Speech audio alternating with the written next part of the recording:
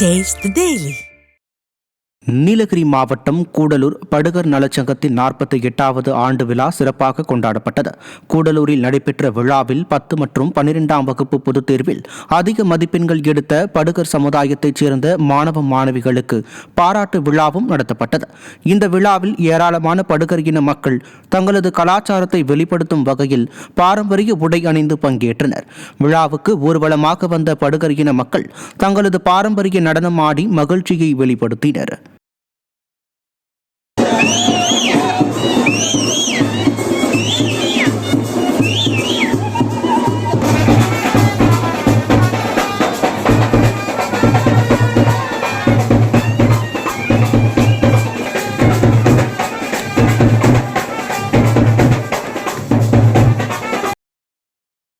மயிலாடுதுறை மாவட்டத்தில் பருத்திக்கு உரிய விலை கிடைக்காததால் விவசாயிகள் சாலை மறியல் போராட்டத்தில் ஈடுபட்டனர். சீர்காழியில் அறுவடை செய்யப்பட்ட பருத்திகளை எருக்கூர் ஒழுங்குமுறை விற்பனை கூடத்திற்கு விவசாயிகள் எடுத்து வந்தனர். அங்கு வியாபாரிகள் வருகை குறைந்துள்ள நிலையில் பருத்திக்கு குறைந்த விலை நிர்ணயம் செய்யப்பட்டுள்ளதாக கூறி விற்பனை கூடத்தை பூட்டிய விவசாயிகள் அங்கு மறியலில் ஈடுபட்டனர். போராட்டத்தில் ஈடுபட்டவர்களை போலீசார் அப்புறப்படுத்த முயன்ற போது இருதரப்பினர் இடையே தள்ளுமுள்ளு ஏற்பட்டது. விடியா திமுக அரசு விவசாயிகளை தொடர்ந்து வஞ்சித்து வருவதற்கு சீர்காழி போராட்டமும் சாட்சியாக மாறியுள்ளதாக பொதுமக்கள் குற்றம் சாட்டினர்.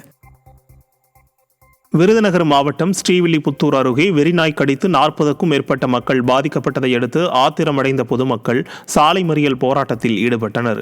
கூமாப்பட்டியில் கடந்த 3 நாட்களாக வெறிநாய் ஒன்று சுமார் 40க்கும் மேற்பட்டோரை கடித்ததால் அதிருப்தி அடைந்த பொதுமக்கள் வெறிநாயை உடனடியாக பிடிக்க அதிகாரிகள் நடவடிக்கை எடுக்க வேண்டும் என வலியுறுத்தினர்.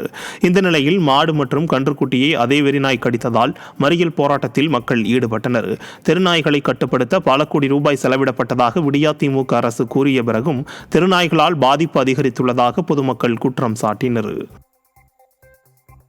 நாமக்கல் மாவட்டம் குமாரபாளையத்தில் சாலை ஓரத்தில் இருந்த குப்பைக்கு தீ வைத்ததால் யோகா மையம் மற்றும் ஒரு வீடு தீப்பற்றி எரிந்து நாசமானது.